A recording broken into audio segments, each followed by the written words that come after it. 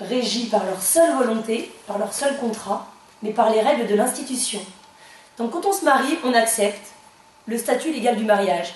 Concrètement, les devoirs entre époux, mais pas simplement les effets entre époux, également il y a les effets à l'égard des enfants, la présomption de paternité, entre les familles, la vocation successorale, enfin tout un ensemble.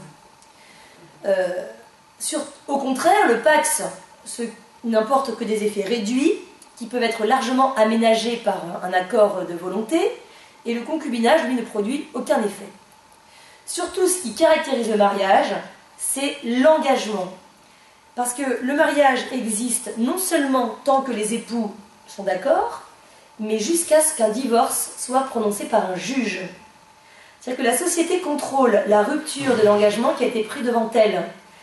Et la rupture du mariage doit passer par la procédure judiciaire de divorce, et elle ne peut pas résulter de la décision des époux, ni d'une décision unilatérale, ni même de leur accord. Il faut passer par la procédure judiciaire et l'intervention du juge assurant au passage la protection des plus faibles, un des conjoints, le plus souvent la femme, mais surtout dans tous les cas les enfants. Donc, la liquidation du régime matrimonial assure qu'aucun des époux ne soit lésé financièrement, alors que la rupture du concubinage peut mettre quelqu'un sur le trottoir. Et la prestation compensatoire permet un petit peu de compenser les disparités de niveau de vie, même si le divorce, de toute façon, introduit toujours un phénomène de pauvreté dans la relation familiale.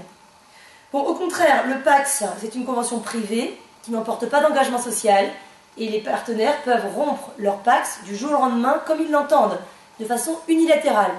La seule obligation, c'est de prévenir l'autre quand on rompt le Pacs. Idem pour le concubinage, il n'y a pas d'engagement, on peut le rompre du jour au lendemain. Donc avec le mariage, quelle est la différence? C'est que la relation entre les conjoints cesse d'être une relation privée pour devenir un statut social auquel la société accorde des conséquences, et elle se réserve le droit en échange d'intervenir dans la structure familiale ainsi constituée en lui imposant son régime, les devoirs entre époux, les effets, et en contrôlant sa dissolution par le biais de la procédure de divorce. Donc si le mariage, c'est en raison de sa dimension institutionnelle que le mariage offre un cadre sécurisant et protecteur aux conjoints et aux enfants, non pas parce que les époux seraient meilleurs que les gens pas mariés, mais parce que le cadre n'est plus régi par les seules volontés, n'est plus soumis aux aléas des volontés individuelles, mais il est dans le cadre protecteur de la loi. Alors encore faut-il préciser pourquoi la loi, c'est-à-dire la société, donne cette dimension sociale au mariage. Pourquoi est-ce qu'elle ne laisse pas la relation des époux dans le cadre privé, dans le cadre du contrat? Si la loi institutionnalise cette relation, ce n'est pas pour officialiser le couple, mais pour instituer la famille. Ça, c'est le deuxième point, vraiment très important. Et avec ce deuxième point, j'aurai terminé. Très bien. Donc, le premier point, c'est la dimension sociale du mariage. Ça, c'est très important parce qu'on peut constater que des familles sont créées en dehors du mariage. Tout à fait. Il y a des couples non mariés qui sont très stables. C'est vrai aussi. Mais le couple marié fut-il très stable et chaque matin suspendu à la volonté des époux. Si aujourd'hui je veux partir, je pars. Alors que le couple marié, chaque matin, est suspendu à la loi. Et avant d'être dissous, il faudra qu'il y ait une procédure juridictionnelle qui passe par là. Voyez, donc c'est ça la différence. C'est que la loi donne... Les relations familiales sont protégées par la loi et soustraites aux aléas et aux caprices, parfois, des volontés individuelles. Alors pourquoi ce cadre protecteur pour le mariage? Parce qu'on aurait très bien pu laisser la relation des conjoints dans le cadre de la vie privée et du contrat privé. Pourquoi en faire une institution? Si la loi institue le mariage, c'est en vue de la famille et non pas comme reconnaissance sociale du couple. Et ça, c'est vraiment fondamental. Pourquoi? Tout simplement parce que la loi n'a pas besoin de couple. La société n'a pas besoin de couple. Elle a besoin d'enfants. Et d'enfants qui bénéficient de la structure la meilleure possible pour devenir les adultes de demain, c'est-à-dire d'un cadre sécurisant, objectif et protecteur. D'où le mariage. Donc, approfondissons un petit peu cela. Le mariage n'a pas pour but de reconnaître un lien affectif. Et d'ailleurs, le lien affectif n'est pas une condition du mariage, même s'il est souhaité, et dans la plupart des cas, les gens se marient quand même parce qu'ils s'aiment. Donc, pour pouvoir se marier, il ne suffit pas de s'aimer, il faut remplir les conditions pour fonder une famille, c'est-à-dire être un homme et une femme, parce que la dimension familiale du mariage inclut la procréation. Alors c'est vrai que la procréation n'est pas obligatoire dans le mariage. Je participais à une conférence, à un débat au tribunal de grande instance de Lyon il n'y a pas longtemps, et justement j'entendais encore cet argument. La preuve que le mariage n'a pas de dimension familiale, c'est que la procréation n'est pas obligatoire. Sinon il faudrait interdire le mariage à toutes les personnes ayant dépassé l'âge de la procréation, etc., etc. Oui, parce que justement la loi est une norme générale qui ne tient pas compte des cas particuliers. Et lorsqu'un couple homme-femme ne procrée pas, c'est pour des raisons qui lui sont particulières. Soit parce qu'ils souffrent d'infertilité pathologique, soit parce qu'ils sont trop âgés, soit parce qu'ils ne veulent pas d'enfants. Et c'est pas grave, ces cas particuliers rentrent dans la dimension objective et institutionnelle du mariage. On ne peut pas légiférer pour les cas particuliers. Donc la dimension familiale du mariage peut tout à fait supporter que certains couples n'aient pas d'enfants. Cela ne prive absolument pas le mariage de cette perspective. En revanche, si les couples de personnes de même sexe ne procréent pas, c'est pas pour des raisons qui leur sont particulières et personnelles, c'est pour des raisons objectives que l'union de personnes de même sexe ne permet pas la procréation. Alors, la relation entre deux personnes de même sexe est un rapport de deux personnes qui n'a pas vocation. Il peut y avoir un lien de droit, hein, d'ailleurs par exemple on peut passer un contrat, comme par exemple un Pacs, mais elle n'a pas vocation à aller au-delà pour fonder une famille, non pas parce que ces personnes n'auraient pas individuellement les qualités pour cela, mais parce que ensemble, elles ne peuvent pas procréer. Donc la condition d'altérité sexuelle des époux posée par la loi n'est pas un choix ou une habitude en faveur de l'hétérosexualité. Elle découle de la signification profonde du mariage, qui n'a pas pour rôle d'officialiser la vie de couple, mais d'instituer la famille. Alors si aujourd'hui les personnes de même sexe réclament de pouvoir se marier, c'est précisément parce que le mariage est envisagé comme la reconnaissance sociale du couple, la célébration sociale de l'amour. Voilà. Et si le mariage était cela, alors oui, ils auraient raison de réclamer le mariage. Et comme toutes les personnes qui s'aiment, il n'y a pas simplement des personnes de sexe différent ou de même sexe qui peuvent s'aimer à deux. On sait très bien qu'il peut y avoir des formes d'amour largement plus variées que cela. Et si le mariage est la reconnaissance sociale de l'amour, il faut permettre à n'importe qui prétend s'aimer, et s'aime d'ailleurs peut-être réellement, de pouvoir se marier. Donc on voit bien que ça n'est pas la reconnaissance sociale de l'amour. D'ailleurs, si le mariage était cela, la reconnaissance sociale de l'affection, de l'amour vécu par deux personnes, alors pourquoi est-ce que la même relation vécue par 3 ou 4 personnes serait ignorée socialement? Voilà, il faudrait admettre toutes sortes de mariages.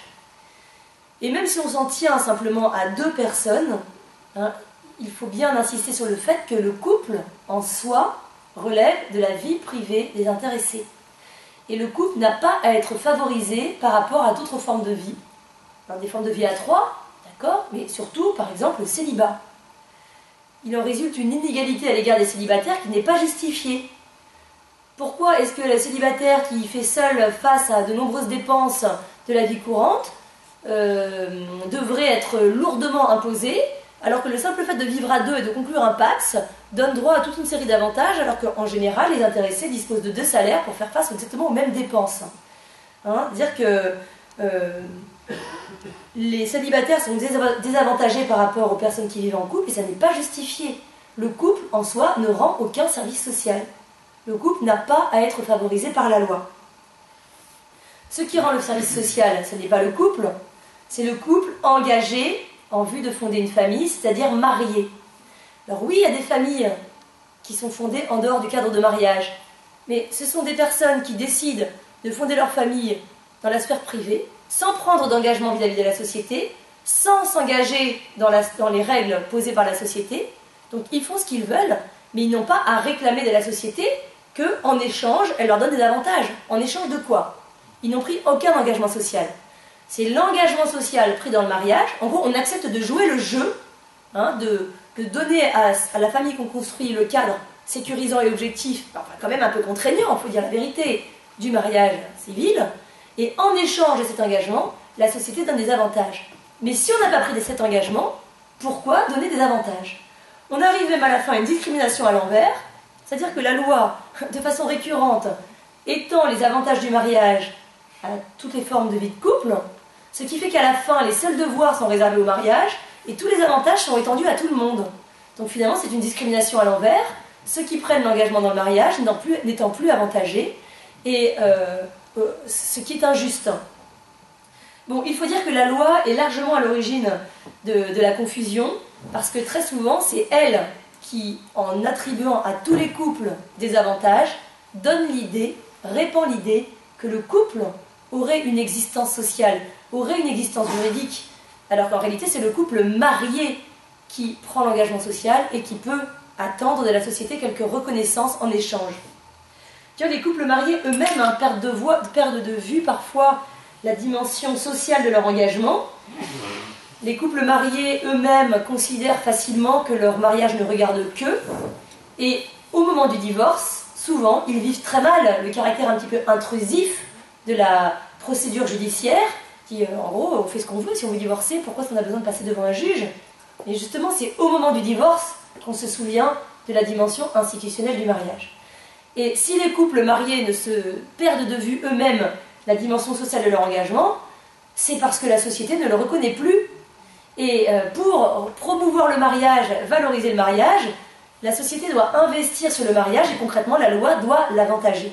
Et ce n'est pas une inégalité, c'est une question de justice. C'est-à-dire que le mariage rend un service social parce qu'il offre à la famille un cadre objectif, sécurisant, protecteur. Donc ce service social doit être rémunéré. Alors autrefois, la loi distinguait entre les enfants nés dans le mariage et les enfants nés hors mariage.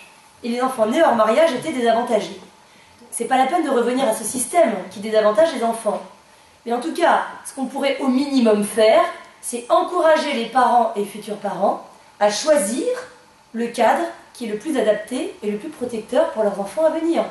Donc, la loi ne peut pas obliger les gens à se marier, bien entendu. Ça n'aurait aucun sens. Mais en revanche, elle pourrait encourager les personnes à s'engager dans les liens du mariage.